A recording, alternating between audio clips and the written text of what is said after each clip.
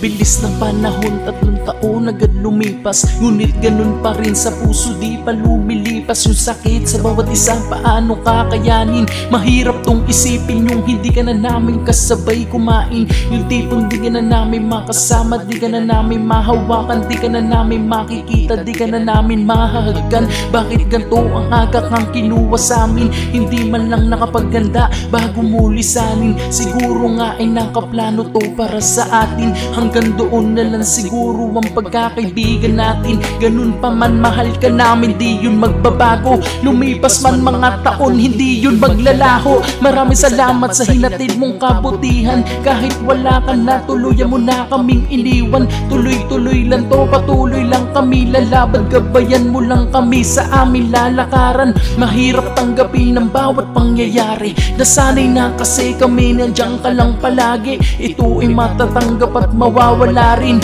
Pero yung isang kaibigan di mabubura sa amin. Oo, wala ka na pero hindi nangangahulugan na dito matatapos ang ating pagkakaibigan. Oo, wala ka na sa puso namin, lagi kang kasama. Nakakalungkot mang isipin, sa litrato na lang tayo makikita magkasama.